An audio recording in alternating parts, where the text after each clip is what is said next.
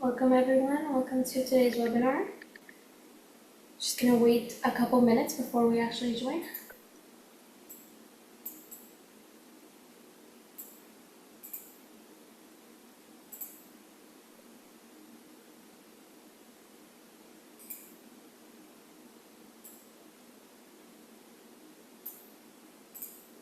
I hope everybody's having a great day. Today's a beautiful sunny day. Last I checked, I hope the sun is still out. It's a bit cloudy, but still Oh really good. no. No, it's not. I'm in Vancouver, so it's not too bad. It was very sunny this morning, so Uh, I took that in. We'll give it a couple more minutes. We've got lots of attendees today, and we're hoping to have a great informational session. Thank you for taking your lunch hour with us.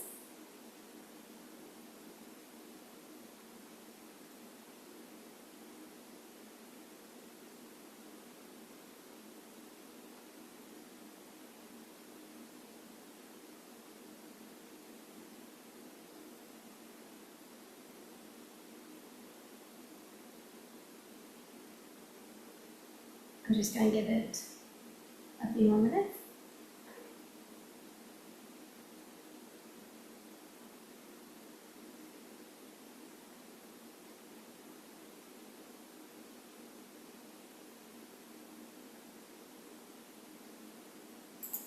All right, well, 2 minutes after 12, we're just going to get started and we'll let everyone roll in as they are. So good afternoon, everyone. Thank you for joining us today for the Lunch and Learn webinar. My name is Lena and I'm the Communications and Policy Coordinator at the Chamber. I will be moderating the session today. And I want to start by recognizing that the Richmond Chamber of Commerce operates on the traditional territory of the Musqueam First Nation. They have lived on this land for a millennia, and we are grateful that we can gather here today. And I would like to also acknowledge the traditional territories that you will be joining us from as well. Before we begin, I would go over some housekeeping items with you. So everyone will be on mute, and we do not have any participants' videos either. We're encouraging questions today. You can submit them in the Q&A function at the bottom of your screen. We will end at 1 p.m., but before then, we will get to as many questions as we can. And if you run into any problems during the presentation, please reach out to me via the chat function. Now that the housekeeping is out of the way, it's time to introduce our presenter for today, Ray Wang. He is the founder of RW Digital. Founded in 2019, RW Digital is an independent digital agency based in Richmond, BC. The agency's mission is to help mid to large-sized businesses use web technologies, digital advertising, and web analytics to promote their brand and gain more clients in today's ever-changing digital space. The agency takes pride in consistently delivering exceptional work to our clients, to their clients. Please join me in giving a warm welcome to Ray. Thank you, Lena. Hey, everybody. Thanks for joining today at the webinar. Hopefully, you're having a great day as well as a great week. So, as you know, today we'll be discussing about how AI is, playing a role in the world of digital marketing and I guess just the business world as a whole. So as you may already know or experienced it firsthand, I think AI technologies have really taken various industry by storm, really shaping how we operate things and making things a lot more efficient. Digital marketing definitely one sector that has been, I wouldn't say significantly, but have definitely been impacted by AI and being supported by AI technologies. Other industries such as banking, finance, as well as insurance, have also really seen an impact by AI technologies. So I was in Taiwan a couple of months ago, and then I attended an AI/slash technology event. And at the event, a company shared their AI technology. So basically, it's a dash cam. It's a dash cam, and users who install the dash cam on their dashboard, when they drive, the dash cam is able to track every single object, every millisecond within the frame. So as a person drives, the camera is able to identify, like on the left hand side, okay, that's a bicycle. On the right hand side, that's a car, and the license plate is XYZ and there's a person walking and this and that. So the purpose of this technology is that when there's a collision and accident, the dash cam is able to capture every single object within the frame fairly accurately so that it's easier to identify like who's at fault. There's a lot less like hearsay, she say, and just making a lot of the claims a lot easier for insurance companies. So it was just very interesting to see how AI technology is able to basically using facial recognition and other type of recognition tools to really make things a lot more simpler and more efficient in the insurance sector. And we're kind of slowly seeing that in the digital marketing sector as well. So yeah, so today we'll be kind of exploring how AI is shaping the digital marketing industry, some of the advantages and some of the cons that AI technologies bring to digital marketing. So this is just the overall agenda. So we'll be going through 8 different sections with some examples, and then we'll have questions at the end. So to start is AI and web analytics. So overall, I would say AI technologies can be used for data analytics, anonymous data. I think it can make some of the data crunching a lot easier, some data cleansing, a lot of organization and things like that. Some of the heavy lifting that people would have to do with Excel, I think AI tools can make it a bit easier. But I think there's still some accuracy with the tools. So, but I think it can still be, but ChatGPT or Perplexity and things like that can still be used for some heavy lifting, and then can be kind of another perspective in gaining insights. So like AI tools, you can ask them, you can upload a data set and ask like ChatGPT or Perplexity to shed some insights on the data input. Uh, oh, sorry.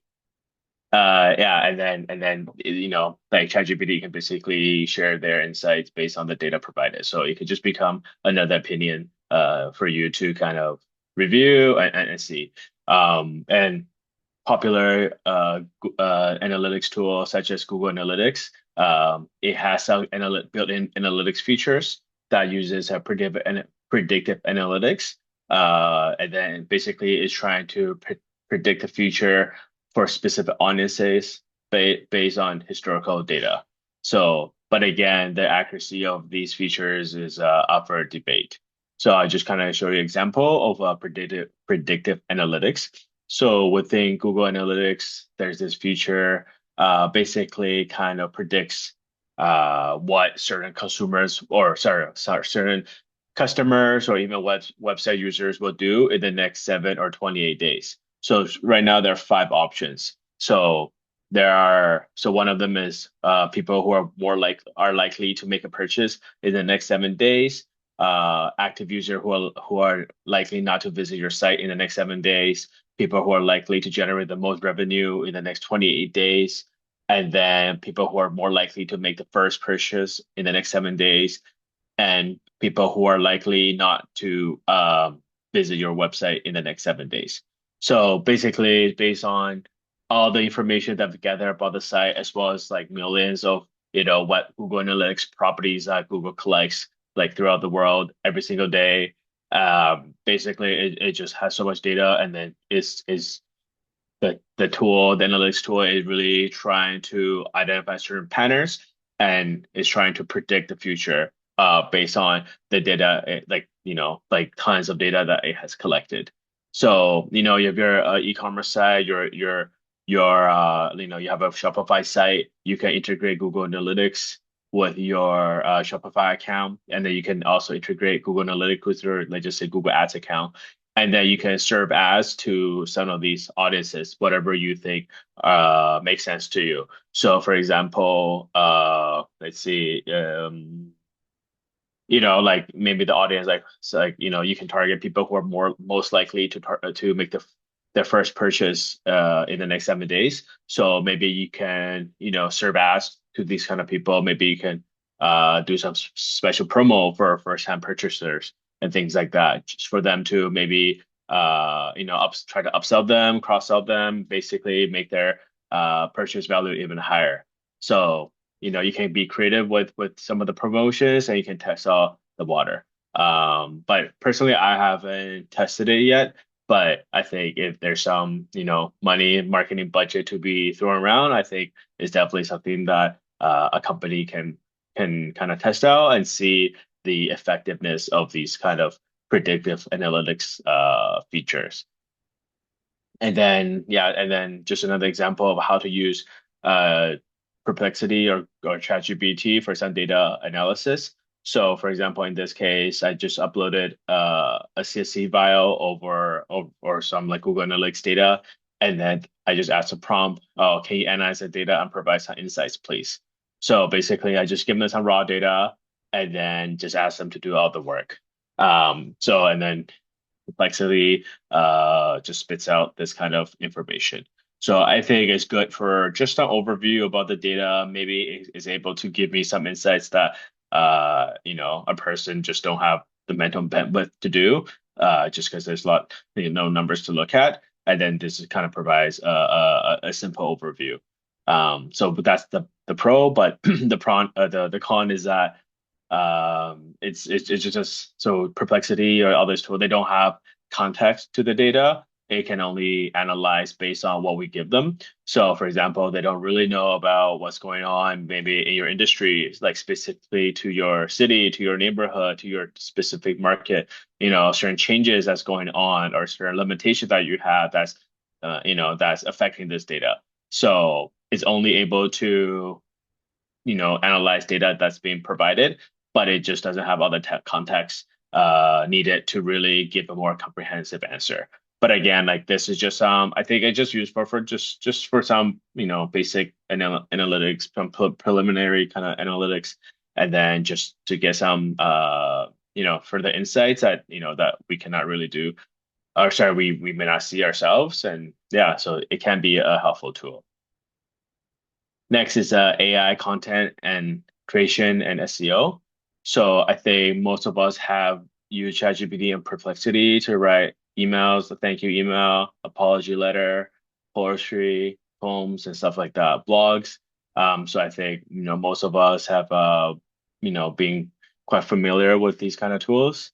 So yeah, so for example, use just a example with ChatGPT. So if you work for a destination marketing association, you can enter a prompt asking ChatGPT to write a blog about why people should visit Richmond, BC, Canada, and then ChatGPT will spit out an article, and then obviously you can add more context and limitations like the word length and what you want to focus, like what certain features you want to mention in the blog post, etc. So you can this is something that I think all of us have been familiar with. But the thing is that with these kind of tools, I think the content can be a bit more generic. So I think most brands that we have worked with so far, I think if they can, they will still work with a professional copywriter to write the content that's more aligned with the brand and is more specific to the company. So AI generated content, I think it just lacks a lot of originality and brand voice. And then from an SEO perspective, it can be detrimental to a website. So because of the like I wouldn't say a surge, but I would say the uptake of AI to like AI generated content, Google right now it's using its own AI to penalize AI. So it's a bot on bot war. Yeah, so basically Google doesn't want its search result to be spammed with, generic AI content. It still wants its search results to be filled with useful, original content that like we all want to read or consume, so that we would continue to go back and continue to use search results. Because if Google search results are just filled with, AI generated content, then the overall quality of Google search result would drop, and we may stop using Google as a whole, and that would affect Google's main business, which is advertising.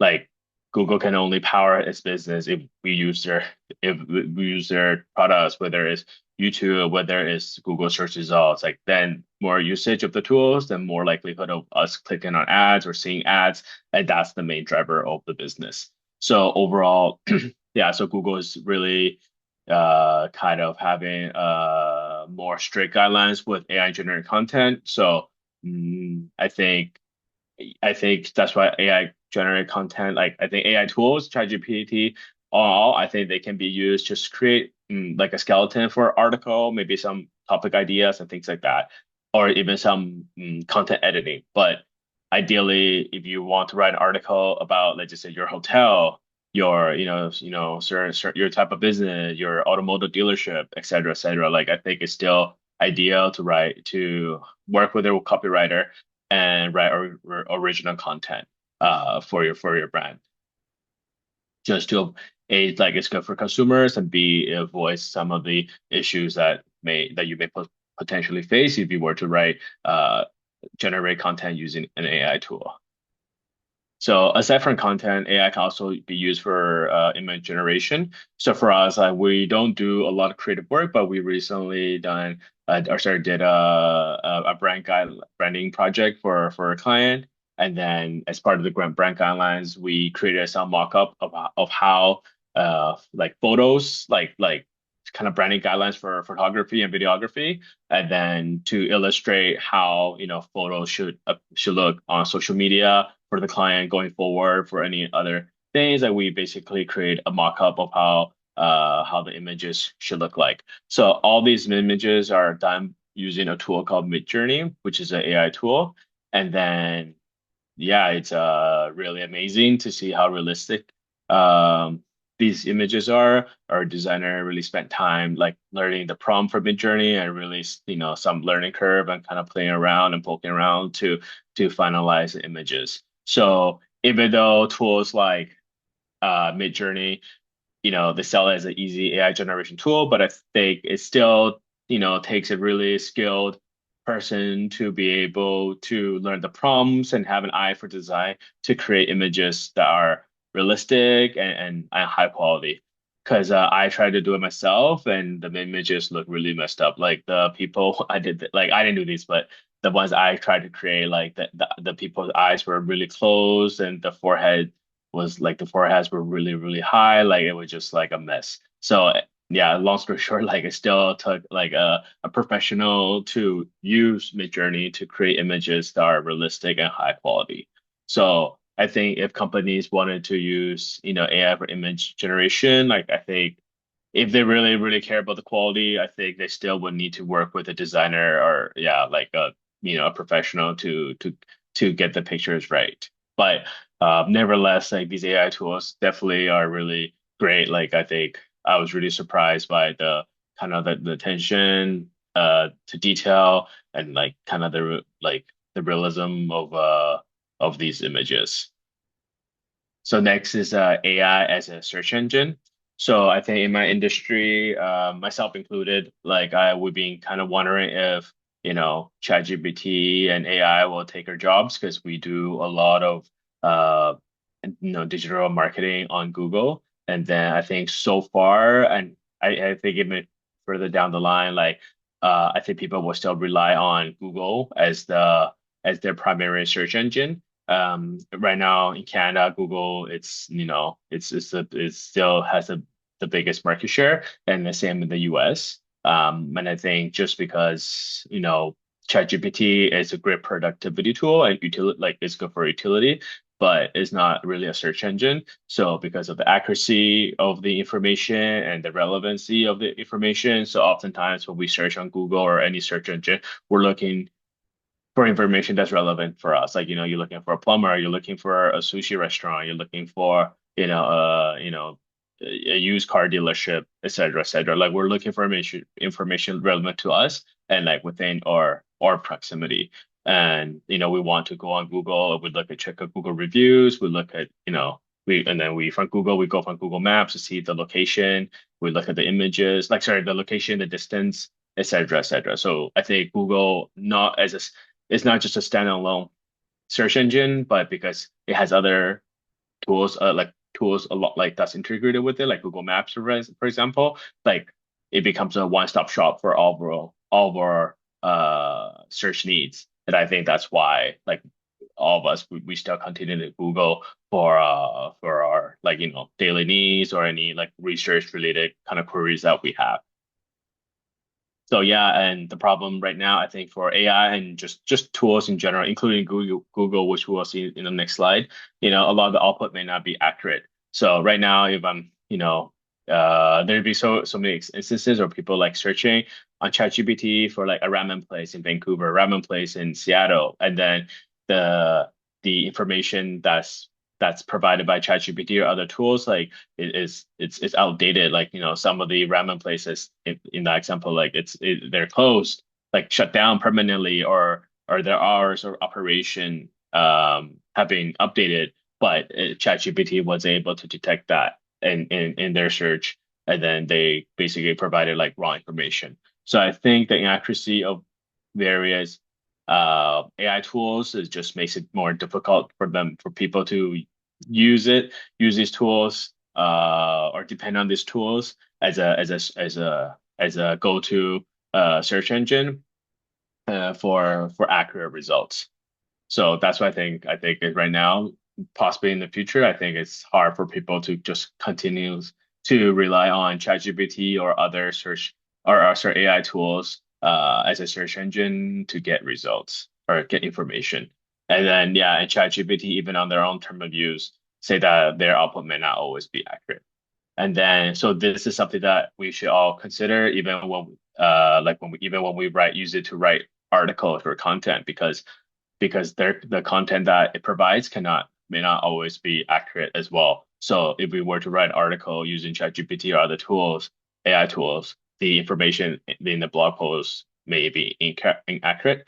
So, if you're in consulting, you're providing for like, output, like you're providing advice for clients and stuff like that. Like the accuracy of the information, the accuracy of the content is really important. So I personally would not use this as a way of writing content for a client, for a business, or even for ourselves. Yeah, so some of the issues kind of with AI is also in Google products themselves. So as you probably have seen on Google search results, there's this thing called AI overview. So when you search for something, there's like kind of an overview place on the top of search results. So yeah, so this is kind of like viral within the digital community. So somebody search for how many rocks should I eat a day, and then the result shows that you should eat at least one rock a day. So I'm not a doctor or anything or by any means, but I don't think anybody should eat like rocks in general. So I think when AI overview is active for a search query, it will just grab information online and then it's gonna give some sort of result, some sort of overview. And there's no person kind of filtering the information. It's just AI overview, the technology, kind of quickly grab all the information is able to detect on the web, and then it serves like an overview on search results. So relying on this kind of overview results is also it's funny, but can be dangerous and inaccurate. So ideally, if we really want information, like I think it's still important for us to actually do our own research, go on a credible website, and then do our own research as opposed to kind of relying on an overview like this. And this is a picture of The Rock in WWF back in the day. So yeah, so there are other aside from The Rock, there are also other problems as well. So for example, somebody asked how much glue like the person should add to a pizza, and then the result is a cup, eighth of a cup, yeah, non-toxic glue. So yeah, like again, like I'm not uh, a chef like by any means, but I don't think we should add glue to pizza. And then if you know anybody that's adding glue to pizza, we'll start a GoFundMe campaign for the person, and then we'll book them some cooking classes.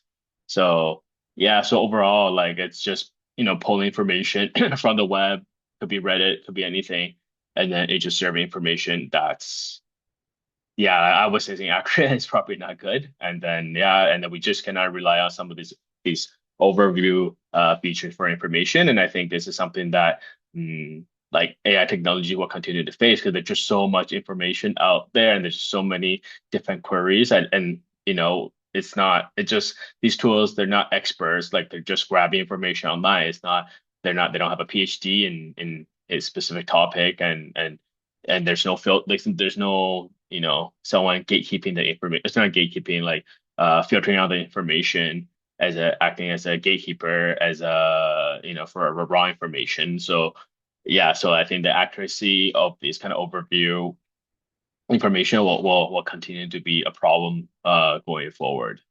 And then yeah, so I think if you do some research in this space and you're gonna see there's a lot of problems and this is how a lot of people's faces look like when they do more research about AI technologies and overviews and things like that.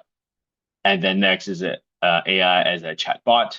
So I think overall chatbot AI in chatbot has really mm, provided a lot of efficiency for businesses. Like it's 24-hour report support, and I think it can I think it can provide a lot of information that people need, and then it's good for like sales. Like people can inquire about certain things, and then AI bots can engage and qualify leads. So for example, myself or even like customer service. So I personally have talked to Avis and then I forget what I had to make some changes and the whole time I talked to a bot and they was able to answer like basically do what I asked them to do my request. So it was really interesting to basically speak to a bot a whole time and then fulfill my kind of my request and yeah and then that was really yeah, both very fascinating, interesting to see how fast AI has progressed in the chat space. But I think there's certain things like it can still be frustrating, and I don't think there's a way around it. I think sometimes we have complex requests that really demand, like for banking and things like that, and then we still need to talk to a person. But I think overall AI and chatbot have really progressed throughout the years. And then next is AI and paid advertising. So overall, I think it has also made things more efficient to some degree. And then it has made advertising a bit more precise, and then has provided us a lot more options for targeting people. So, for example, if you're like a luxury hotel owner and you want to target serve ads through Google to people who are looking for a luxury hotel, like to stay in a luxury hotel, like you're able to do that through Google Ads because Google has, basically been collecting so much data, so much information about us and our digital footprints, is able to segment our people into different audiences. And then it's even just based on a pattern, and then evolve in the advancement in technology, it's just better to understand what we're looking for. So I think when I first started in digital advertising marketing, some of the audiences, like I think the number of audiences available was quite limited. Like you can only target, people who are looking for Toyota, people who are looking for Honda, like and then just like I would say like a limited list, but now this list has really expanded and is it has gone a lot more granular. And this stuff, be it like this kind of audiences, the growth of the number of audiences available really just has to do with technology and you know some of these digital advertising platforms' ability to collect and understand people's digital footprints and activities and tie them into specific audiences. So before I think maybe there wasn't enough data available and Google wasn't or other advertising platforms weren't able to detect what specifically what we're looking for. But now, over a decade or two, like Google and other advertising platforms have just more numbers and just have a better idea of what people are looking for and be able to, kind of segment us into different audiences.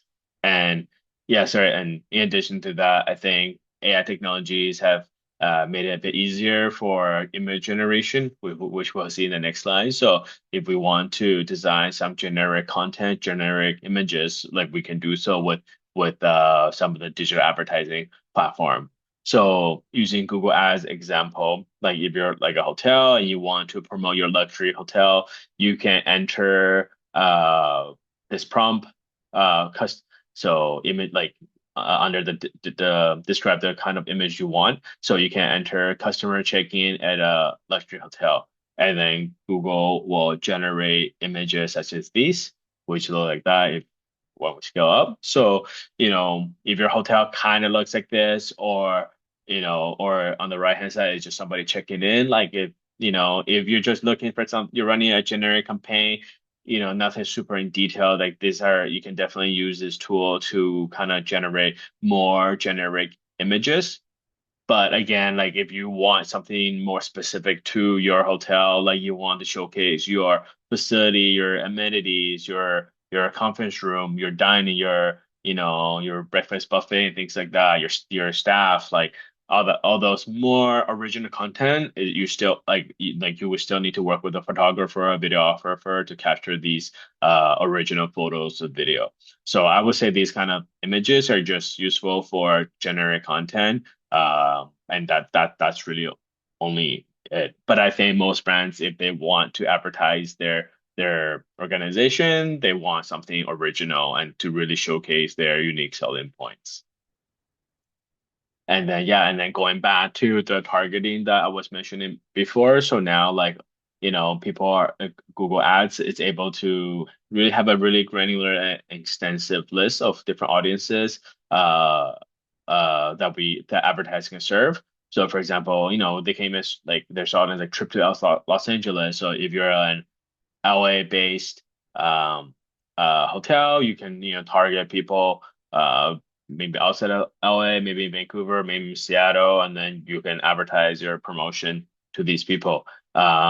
If you are if you're just looking for somebody, like you want to serve ads for somebody who's just looking for hotels and resorts, then you can also do that as well. So obviously this list goes on, and overall this list has really grown over the years and have become even more granular in terms of like what people are looking for. So next is AI and social media marketing. So overall, I think it's kind of tied with web analytics. So you can use it for kind of people sentiment analysis, so people like perception of your brand. You can use it for analyzing, engagement on your site, what kind of content has worked, what hasn't. And then you can use it for scheduling. So I think again, it's based on historical data, like Google, sorry, not Google, like some of the uh social media scheduling or monitoring tools, they're able to determine what time of the day, which day of the week are best for social media sharing, so they can make suggestions based on this kind of historical data. So all these kind of recommendations analysis are typically powered by some sort of AI technology. Like it's not, a person in the back crunching numbers for every single account. Like it's just some sort of technology that's doing all the legwork analysis for accounts that use these social media tools. So, but obviously, you can also do a lot of analysis yourself using some of the AI tools. So in this example, I've uploaded some of our LinkedIn post data, historical data, and then basically I'm just asking ChatGPT to give me some recommendations and some analysis. So yeah, so my prompt, like, can you analyze this data? It gives me some information. And then at the end, it asks me a summary of trends, engagement rates, or specific insights. And I say yes, and then it kind of spits out more information. So obviously, the more data I give, the better. So in this case, it's just an example. So some of the data itself was not super granular, but if I provided even more granular data, then the analysis could be even more granular and it's more relevant and even more actionable. So I did this as an example. I want to demonstrate the capability and and what basically marketers and business professionals can use AI tools to do for their social media marketing. And yeah, so one of the last part of this presentation is the SEO consideration of AI in marketing.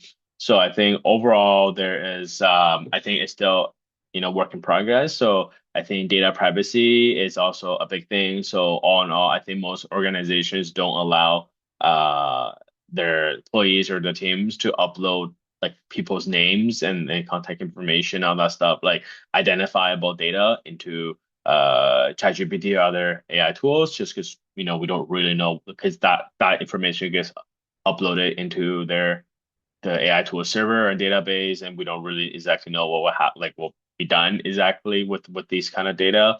And AI, because they're trained by people, there could be some bias. So so which kind of affect the accuracy of the output, and then some again like there's some decisions we don't really exactly know how AI can, do some of the number crunching, especially sensitive data or like more granular data. So there's still some lack of transparency for some of the data crunching and things like that. So I think this is all kind of things that we should consider when we use AI or we use AI as a tool in marketing. So ChatGPT even on their own privacy data, like they explicitly state that they may use your information for whatever instances that they think is reasonable. So this is yeah, you can find that all on the privacy policy. So again, when we upload information, we do all that stuff. We don't really know what will happen. Like so, right now, ChatGPT has uh like a like a like a premium plan. I think it's just like $20 a month. Like I don't think that's enough to power the business. So how are they? I obviously they have investors and things like that. But in the long run, like how are they gonna really power the business? Are they gonna share or data, like just like Meta did, Facebook did, years ago. So anyway, like a lot of this kind of stuff, like I just don't know exactly what's going to happen with the data that we provide. So it's something that we should consider when we use the tool, especially we're gonna use it for some more sensitive data collection and things like that. Like generally, uh, sorry we should not upload any sensitive data on ChatGPT or any other AI tools.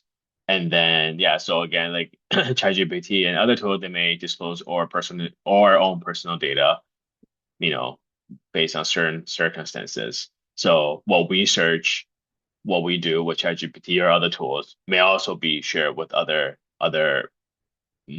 vendors and things like that. So, but we don't know who they are. So again, that raises some red flags in terms of privacy.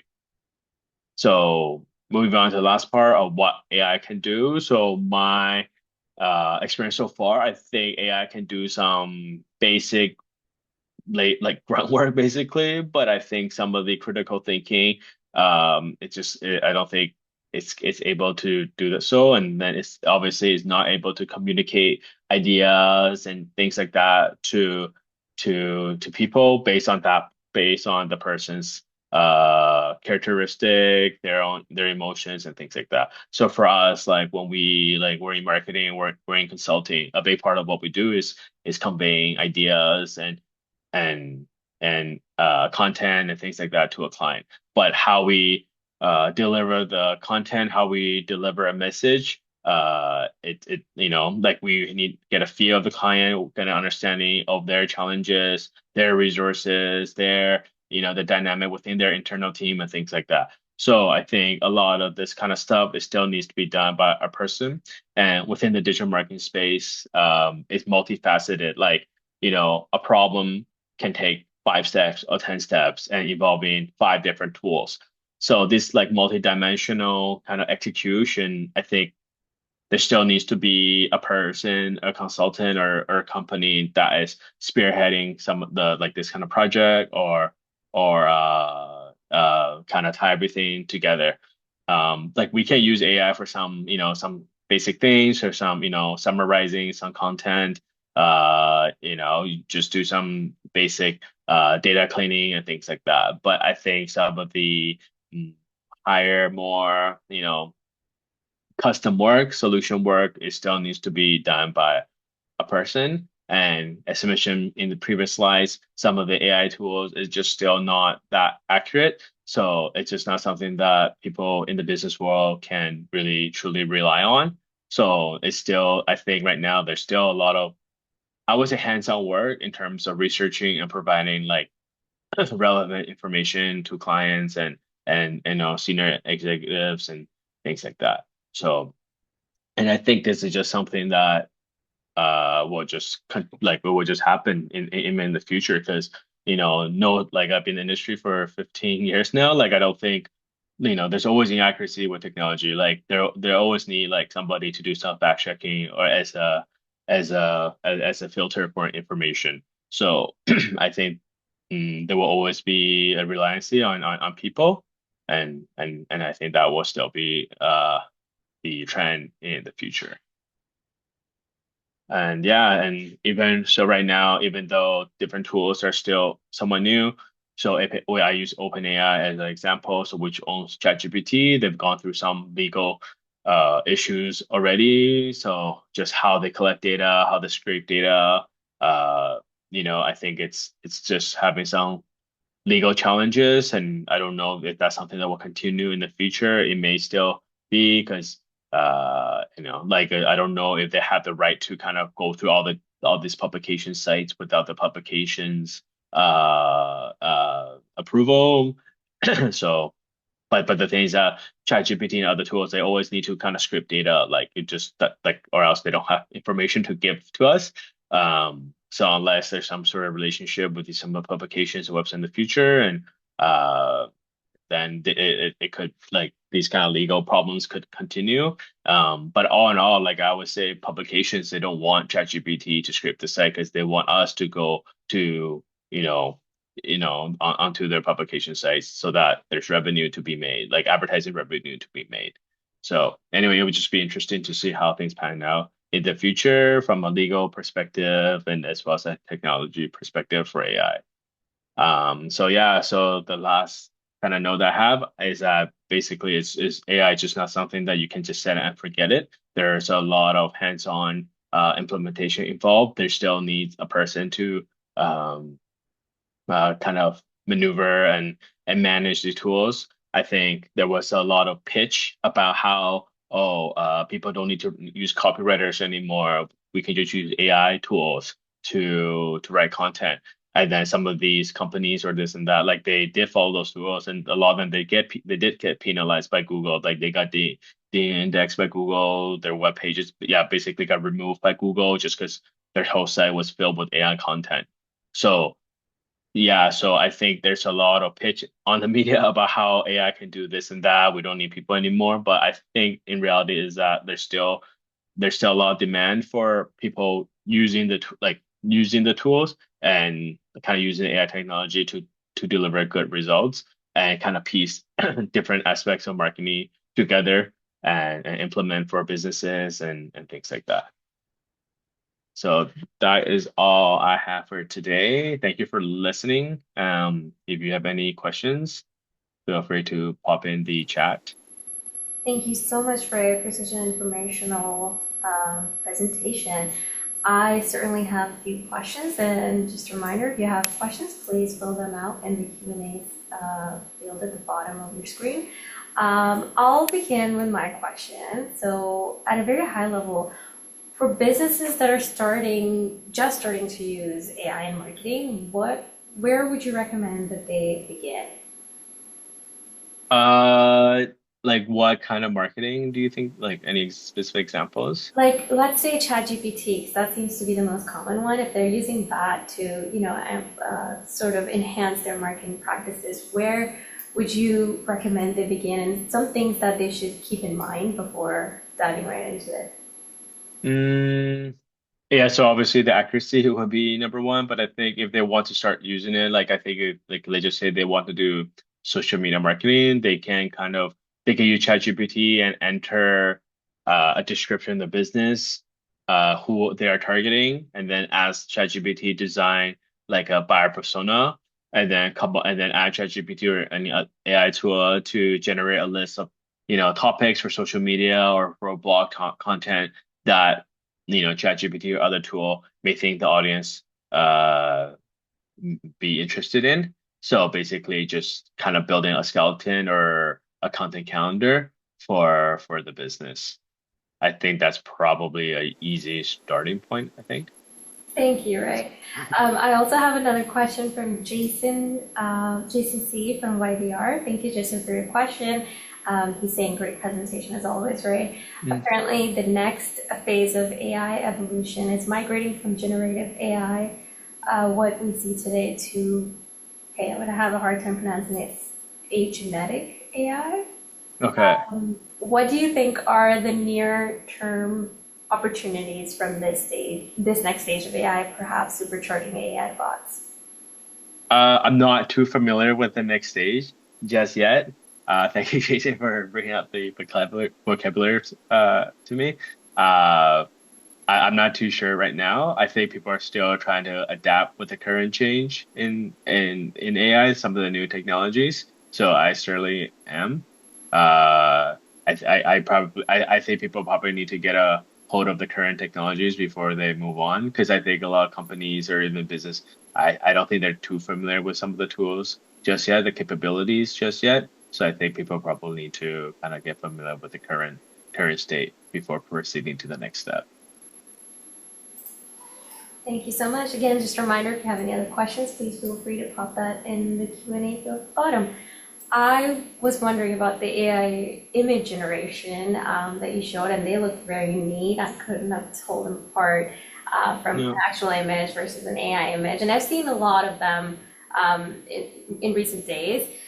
I have a hard time giving prompts and getting what I want to these AI generation tools. So I was wondering if you had any tips in terms of what exactly to say for them to actually understand what you want.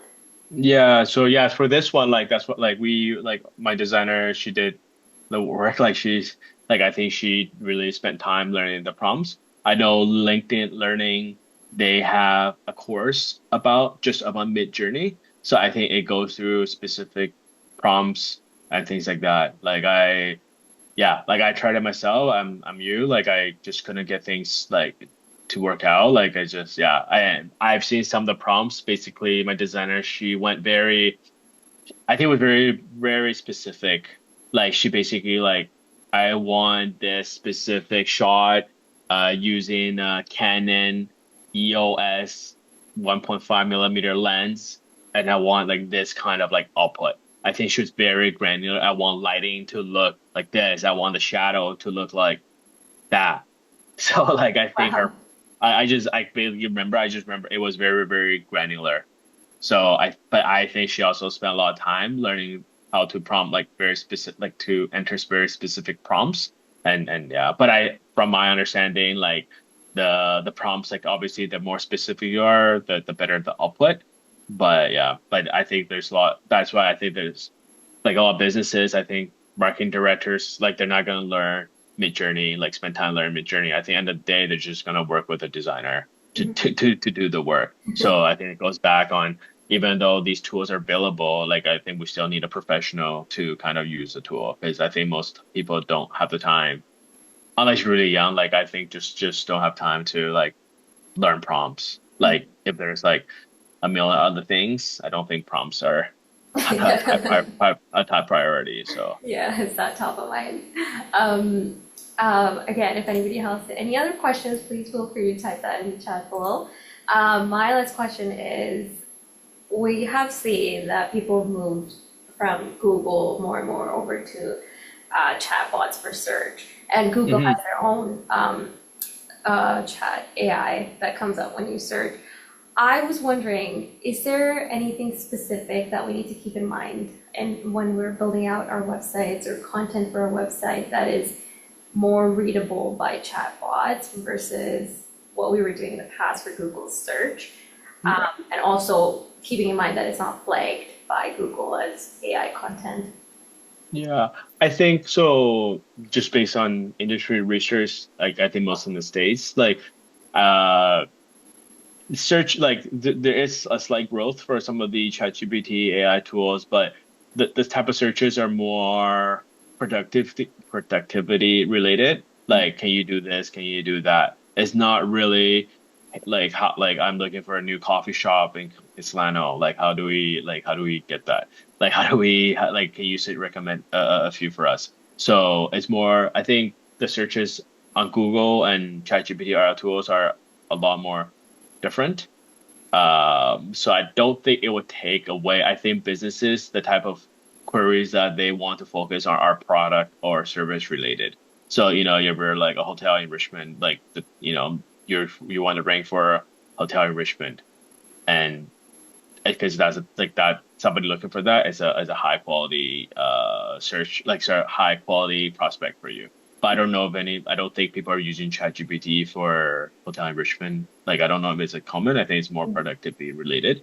So I don't think the type of searches overlap, and that's kind of based on what you know industry kind of papers or kind of research is showing as well. But I think what so my understanding is ChatGPT is powered by Bing and Perplexity is Google, so it's powered by Google. So end of the day, like the website itself, like however we structure for SEO best practices is the same, like what we can do for these for these AI tools as well. So obviously, making sure you have the right keywords on the site you're using like this thing called XML sitemap. So basically like a directory of all the pages on the site. Basically it helps search engines identify all the pages a lot more easier, a lot more intelligently, making sure, your page speed is easy. You don't have any JavaScript or specific codes that block search engines from reading the content. So what a company would do to optimize for Google search result would be the same for ChatGPT or other search engines. But I think right now most businesses and most like for me or for our clients, like I think most of their clients still come from Google.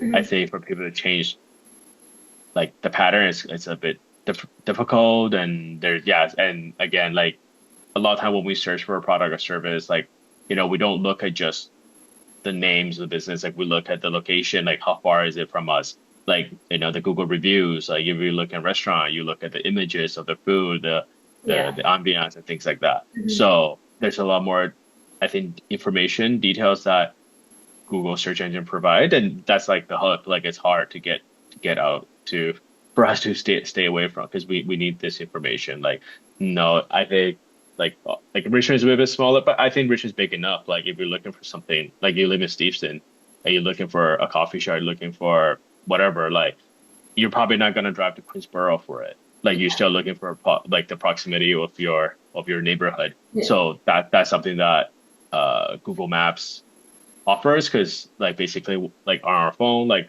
if we download Google Maps actually we're sharing your our satellite information you had to turn it off if you don't you had to turn it off it's like it's basically open by default so that's why Google is able to know where we are um and then it can give us search results based on like where we like relevant information based on where we are but I think ChatGPT I don't think they can do that yet and I don't think it's just not something that it's able to do and even a bigger city like Calgary like north of Calgary to south of Calgary it's like an hour drive so like when we search for like somebody in Calgary search for something like they probably want something that's near their Yeah.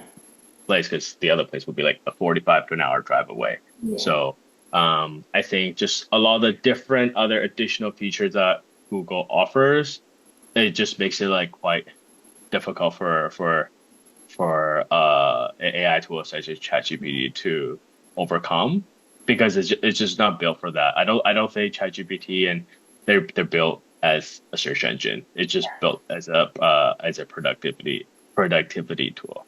Yeah. Oh, thank Yeah. you so much for that comprehensive answer. I don't see any questions come in, so I'm going to wrap up here. And before I let you go for the day, I will just highlight some of our upcoming events. Tomorrow, I'm hosting Business After 5 at the Richmond Hospital Foundation, so we hope to see you there. On Thursday, April 24th, we're bringing back our Women in Leadership Luncheon, and this is going to be celebrating the International Women's Day, and we will see you at the luncheon on Thursday. On Tuesday, April 29th, we are hosting our special 100th anniversary annual general meeting. Hope to see you there as well.